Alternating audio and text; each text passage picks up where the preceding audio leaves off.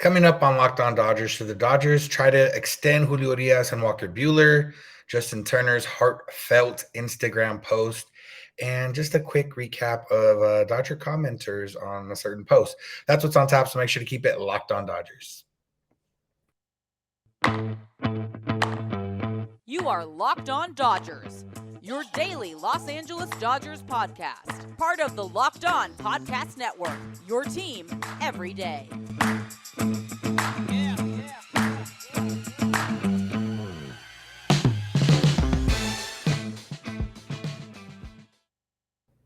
Yo, Dodger fans. Welcome to Locked On Dodgers. We are part of the Locked On Podcast Network, the #1 local sports daily podcast network. Locked On, your team every day. This is the daily podcast covering the Los Angeles Dodgers, bringing you the smart fans' perspective on our boys in blue.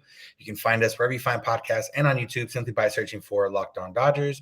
And if you never want to miss a day, because you know we're not going to, you should subscribe on YouTube and wherever you get podcasts and make it easy on yourself. If this is your first time listening or watching, I'm Samperio, and I'm usually joined by co-host Jeff Snider, but he couldn't do it tonight, so you got me. And we're here to talk about the Dodgers, to talk about some hypothetical situations because the Dodgers aren't playing in the playoffs anymore, as we all pretty well know. So today's topic is Walker Buehler and Julio Urias. Should the Dodgers go and try to get extensions with both of them? Julio is set to be a free agent after this coming season. Walker Buehler has 2 more seasons, although this coming season he won't pitch much because he will be injured. And you know, there's merits to yes and no. We'll get into that. Justin Turner put out a long captioned Instagram post, kind of what some of the people were asking for in terms of an apology from a player. And then if we have some time, we'll talk about Aaron Judge. The rumor once again came up about the Dodgers going to be pursuers for him or could be heavily pursuing him. Jeff's going to get into that tomorrow since I talked about it last week. I wanted to give him a chance to talk about Aaron Judge. So if you're looking for Aaron Judge stuff, come back tomorrow for Jeff. Stay here for today for what I'm going to talk about, as I already laid out. One part of that Aaron Judge that was a little bit different than last week was that the article, for whatever it's worth, said that, you know, maybe Mookie Betts could move to second base if they do go after Aaron Judge. But, you know, that's a bigger conversation that I'm sure Jeff is going to get into. So we'll leave it for him. But, yeah, that's what I'm here to talk about, and that's what we're here to talk about. And I guess we can start off real quick with, you know, just some of the comments I saw. Aaron Judge, you know, I work in more of a national baseball sense. And so when I post things, you know, I see opinions from a lot of different teams and fans of teams. And in the rumor post about Aaron Judge, you know, some of the comments are baseball needs a salary cap and all this other stuff. And it's funny because the same people or the same fan base or whoever, you know, the same followers that follow BR Walkoff are the ones that clown the Dodgers when they lose early in the playoffs, but then they get upset when the Dodgers go after high-priced players or different players, and it's like, oh, it's not fair. I'm not going to watch baseball anymore if this happens, blah, blah. But it's like, it's not like the Dodgers are winning the championship every year. So at this point, you know, they're probably going to make playoffs every year regardless of if they sign a guy like Aaron Judge. So it's just interesting to me to see those comments like, oh, baseball's, you know, I'm not going to watch baseball anymore. Baseball needs a salary cap and everything else. And it's like, baseball, yeah, you might get some of the same teams in the postseason a lot of years. They haven't had a repeat winner since, you know, 98 to 2000 when the Yankees did it. Every other sport has repeat winners or back-to-back winners or, you know, stuff like that. The closest thing baseball's had is the Giants, but even then, those Giants teams had a core, but the role players and the other players were always a different set of guys, and the ones that's really stepped up were always a different set. You know, Bumgarner was part of it, Buster Posey, you know, Brandon Bell, Brandon Crawford, part of some of those, but it wasn't really like a dynasty. They didn't even make the playoffs one of those times in between those years. So, but yeah, you know, whatever.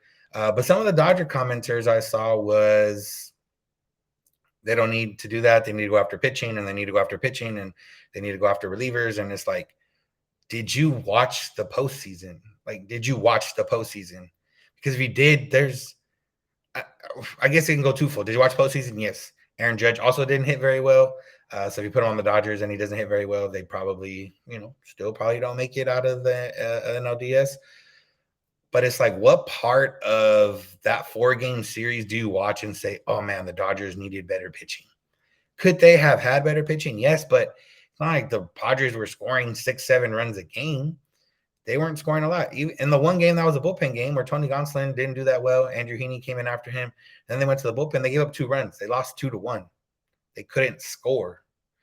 So for me, it's always weird when it's, oh, Dodgers need to get pitching and blah, blah, blah. Like, yeah, maybe. Yeah, obviously better pitching can help, but do you not watch the same games? This offense imploded and they couldn't score.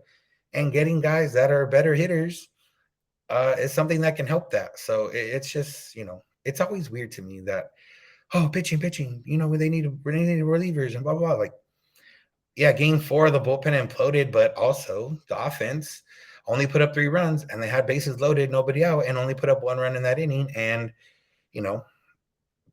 they had Joe Musgrove on the ropes and they let him off. Was it because Joe Musgrove is a better pitcher than the Dodgers had on their team? No, it's just because, the Padres management let him pitch longer and he was able to get through 6 innings and the Dodgers let him off the ropes, and that's the way it goes. So, yeah, always interesting to see like pitching when the Dodgers lost game 2-1. It wasn't because of pitching. It was because of hitting. So, but anyways, we are going to talk about pitching today. We're going to talk about Julio Urias and Walker Buehler and if the Dodgers should try to get them to sign extensions. And easier said than done. And let's talk about BetOnline real quick before we talk about Julio and Walker, because BetOnline is here for you, and they're the number one source for betting football and the start of the new basketball season. They got all the latest player developments, team matchups, podcasts, and in-depth analysis on every game. And as always, BetOnline remains your continued source for all your sports wagering information with live betting and up-to-minute scores for every sport out there. The fastest and easiest way to check in on all your favorite games and events, including MLB playoffs, MMA, boxing, and golf. Head to the website today on your laptop or mobile device to learn more. BetOnline, where the game starts.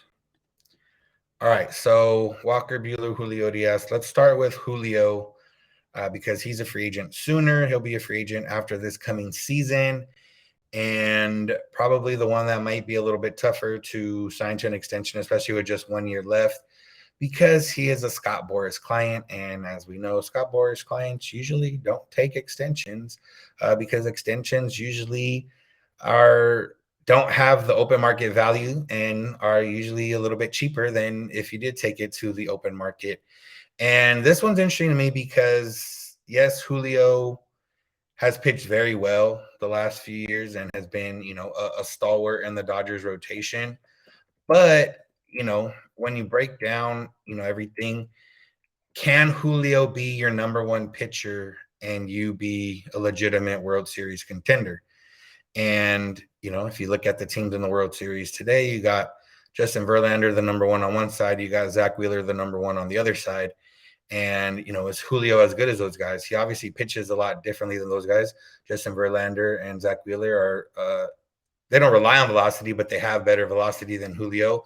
And Julio has been, he was led the league in ERA this past season and everything else. But it's a matter of, what do you want out of a number one? Julio's pretty much guaranteed for 5 innings every time out, but at least with the Dodgers, he hasn't been given the leash to do too much more than that. Regular season, 6 innings, occasional 7 innings, but usually he's in that 6-inning range. And then this year we saw in the postseason, he didn't have his greatest game, and they pulled him after 5 innings. And, Julio's postseason value, his biggest value came in 2020 when he was a reliever and a starter. And even then in his starts, he wasn't, again, not going 5-6. He was going 5 innings, but not going 6+ innings. I mean, in all his time in the postseason, he's never gone more than 5 innings. He's never gotten more than 15 outs in any game in the postseason. Now, yes, obviously 2020, he closed out some games and helped out the Dodgers in that sense. But in terms of a starter, he's never gone more than 5 innings. Some of that because of effectiveness, some of that because of the Dodgers and the way they handle pitchers when it comes to maybe their time through the lineup. But, so that's where the case is. Is he a number one on a championship contender, or is he a number one on a playoff contender and a number 2 on a championship contender. And, realistically, on this Dodgers team, he would have been the number 2 had Walker Buehler not gotten hurt.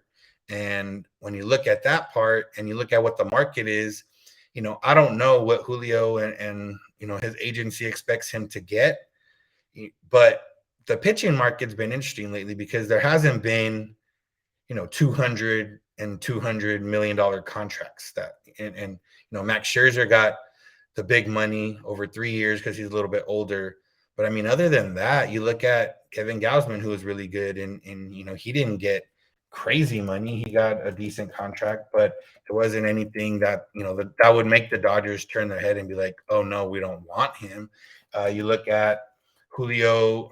You look at Luis Castillo, and he just signed 5 years, I think 108 mil, and he can go up after that. Gausman was 5 years, 110 mil. Those are guys that are borderline 1-2, depending how strongly you feel about starting pitching on a postseason or World Series contender. And their average annual value is around 20 to 22 million or so. Not groundbreaking. So if the Dodgers offered Julio Urias, 6 years, 120 mil, would he take that? Or 6 years, 130 mil, would he take that? And I would be inclined to say he should take that because I don't know how much more he could get on the open market. But again, it will be an open market, and he is a guy that can take that chance if he wants to. The best part about Julio in terms of when he comes off the market is he's going to be 27 years old. He'll pitch most of his first season after free agency as a 27-year-old, and then he'll turn 28 in August of that year. So he's a guy that's coming off a lot younger than other people are. And that year when he comes out, you got guys like Max Scherzer who will be coming off his deal or can come out. He has a player option. You'll have Ohtani, who becomes a free agent after this season as well. Jacob deGrom depends what he does, but realistically, he's going to opt out and sign a longer-term deal. Justin Verlander depends what he does. And then after that, you got guys like Marcus Stroman, who has an option. You got Carlos Rodon, depending what he signs. You got Yu Darvish, who will be 38 years old at the time, coming off his contract. You got Hyun-Jin Ryu, who just underwent surgery, coming out around 37 years old. And you got Miles Mikolas. There won't be a lot of competition, realistically, for Julio to go up against. It'll be Shohei Ohtani if he doesn't sign an extension. And then other than that, it'll be depends what DeGrom, Verlander, and Scherzer do. But Julio could be the number 2 pitcher, or also depends what Rodon does. But Julio could be the number 2 pitcher in his free agency class. And I don't know. Robbie Ray came off of Cy Young, and he didn't sign a deal for more than 150 mil. So money-wise, I don't know what to expect. And with Julio, it's a matter of, does he really love being in LA? Yeah, I'm sure he loves the fans, the way he's treated, the large Mexican-American fan base that has his back. But the Dodgers have, kind of treated him not like most teams would treat a guy that they consider a number 1 or even a strong number 2 option. They've let him pitch, the last 2 years. He's been a starter in the regular season, and he's pitched well. But like I mentioned, he doesn't usually have the longest leash in terms of how many pitches they let him go or how many times through the lineup they let him go. I mean, he made 32 starts in 2021, won 185 innings. He made 31 starts this past season and was at 175 innings. So, he's not a guy that they necessarily want or trust going later into games. And I don't know if that's something that matters for him or if winning matters for him, regardless. But that could be one thing. Postseason last year, we saw, you don't, I guess you do and you don't. You don't ask a number 1 or 2 guy to come in relief unless you absolutely need it. And I think, they kind of messed with him a little bit, bringing him in 2021 in relief. Not sure if it was discussed beforehand. 2020 seemed like more of a deal. He was the number 3 guy, and he was, not always needed, and he could fill in and swing these innings whenever they did need. One of the games he pitched with that huge lead in the NLCS when the Dodgers put up 13 runs in that first inning or whatever it was. So, he was open to pitching a little bit differently. But, realistically, Kershaw pitched in relief that one time, twice, 2016 and 2019 against the Nationals. First time worked out, second time didn't work out. But that was out of desperation. That was a game 5 winner take all. When Julio came in last year, wasn't a winner take all, or they were facing elimination, but it wasn't a winner take all type of deal. So whatever the case, there's different ways how you can feel about how they handled and treated Julio and how much they, believe in him as a bona fide starter.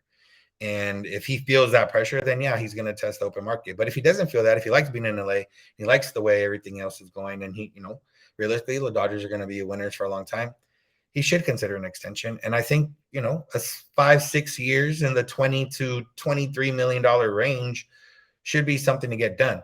Now, if they believe that when he comes off the market, he'll be worth $25 million a year for more than 5 years, then hey, yeah, don't sign that extension. But, for the Dodgers, it's some of these things where your homegrown talent grows up and you want to keep them around. And it's also a matter of, even if he regresses a little bit, or if he never, truly becomes a bona fide ace, he stays kind of how he is.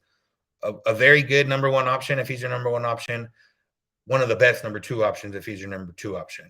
And, if he stays with that, then, the matter is he's going to get paid like that. And that, what we've seen for market value, Max Scherzer, a crazy market, Trevor Bauer and that deal, that was a crazy market. But other than that, the starting pitching market hasn't been too much. And Steven Strasburg signed that big deal, 240 mil, 245 mil, whatever it was. Yeah, guys, people don't want to pay that anymore for starting pitching, especially when they can get it. The Dodgers have 2 guys, Bobby Miller, Gavin Stone, who could become and become rotation guys in the next 2-3 years. And then the Dodgers can refill that way. But I do think there's, Julio's a guy that you can throw out there every 5 days and he's going to go, and who has experience in different situations and can do it. And I think he's one of those guys that I think the Dodgers should pay after. Now, whether he's your number 1, number 2, number 3, ideally he's your number 2 or 3, and then you're in a really good spot if he's your number 2 or 3. And, those guys don't get paid $25 million plus a year. They get paid 18 to 23 million a year at this point. And, I don't think that's something that they're going to go after. But long-winded answer to say, I think the Dodgers should try to get Julio on a 5-6 year deal around $20 to $22 million a year. If he says no, you let him test free agency and you figure it out then. But it's a matter of the Dodgers do have to lock down some starters long-term, because you're playing with fire, and we saw how they played with fire a little bit this year. They didn't have guys from the previous times long-term. Walker Buehler gets hurt. Julio moves up. Kershaw moves up.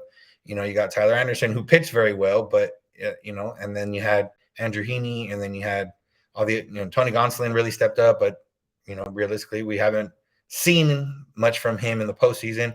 And yeah, he's had difficulties and different troubles follow him through that, but, it's a matter of what it is. And then Dustin May, we'll see how he comes back. Dustin May is going to be a really big thing to watch for the Dodgers in 2023, because if he can, if this year was just rusty and he comes back next year and he's where he was before he got hurt, which was on the rise to an ace, then you buy a few more years, because now you have Dustin May as a, ace in waiting.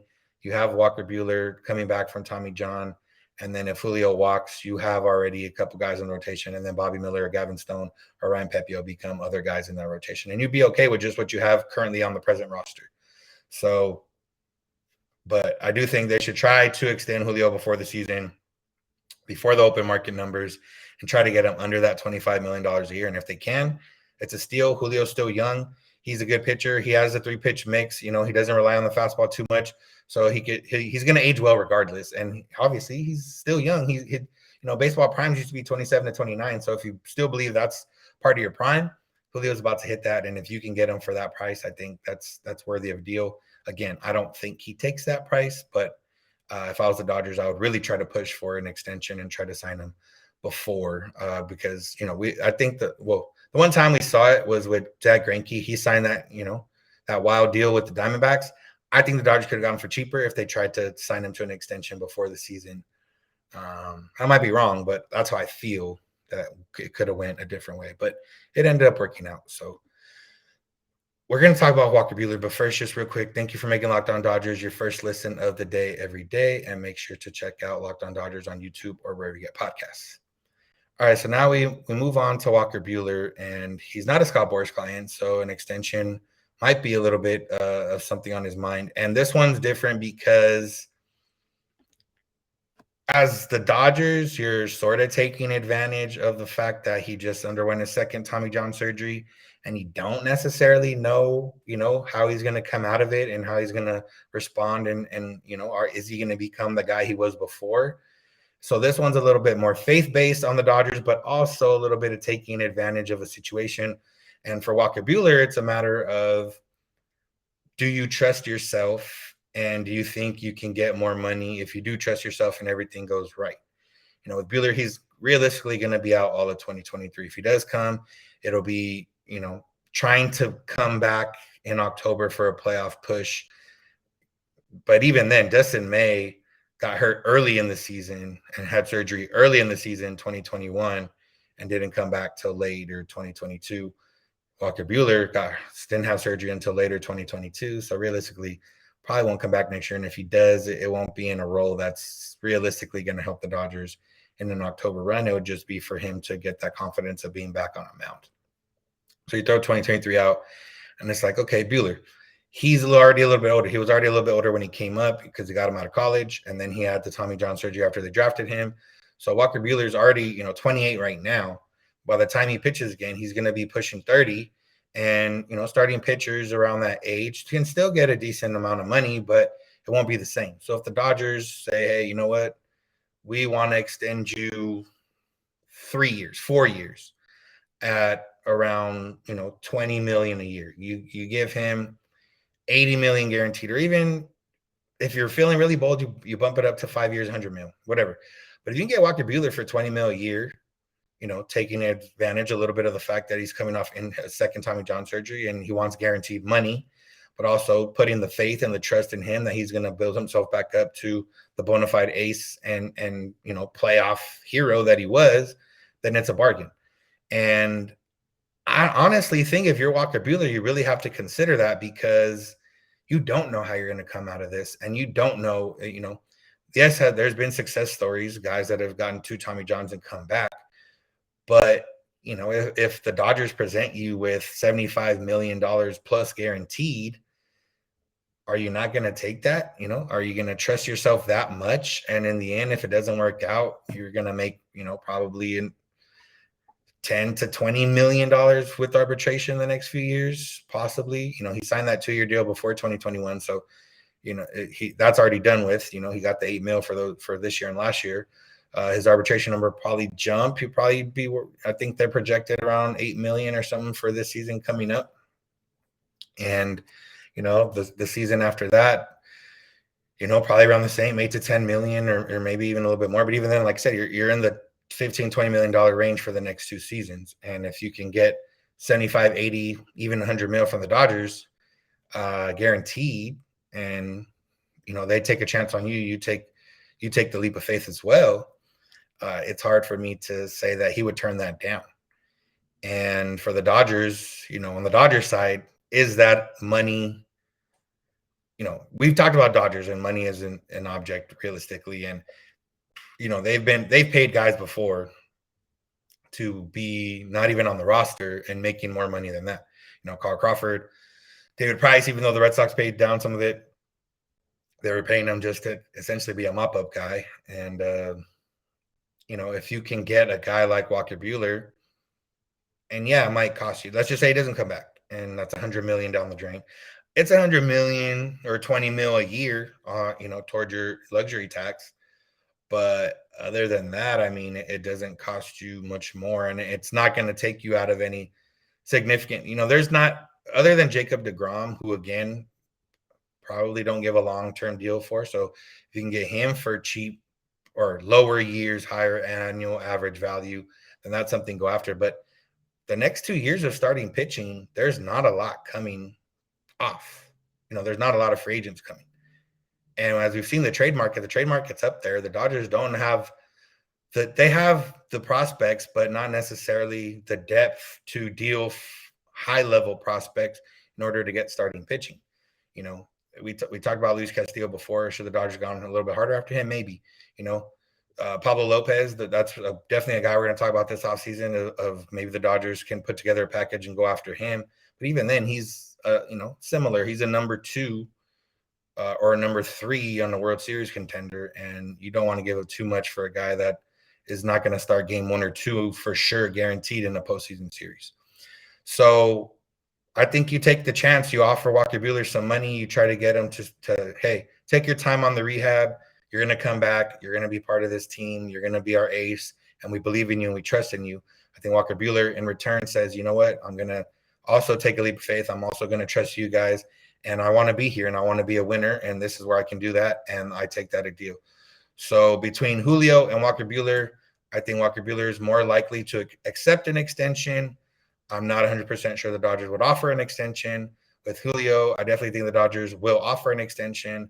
I don't think Julio Urias will take that extension. But me personally, I think that they should both accept extensions and, stay in LA and continue to be in the playoffs and, get enough money that they need. And as they know, with the Los Angeles market, you can make more money in a bunch of different ways. So that's all the thoughts on extension talk. Want to finish up with Justin Turner, who put out a post on Instagram with some photos from the season.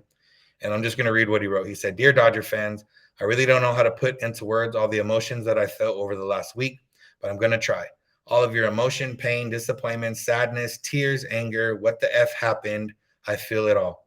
As a Dodger who has been here for a lot of these endings, I feel like these words won't ever be enough, and I understand that.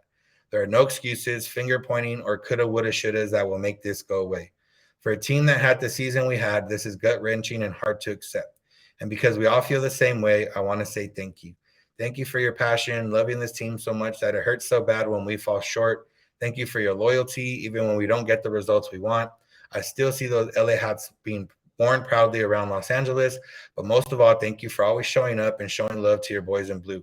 Y'all lead attendance at home and on the road again this year, and we're such a force of a fan base that they blocked our zip codes from buying playoff tickets down south.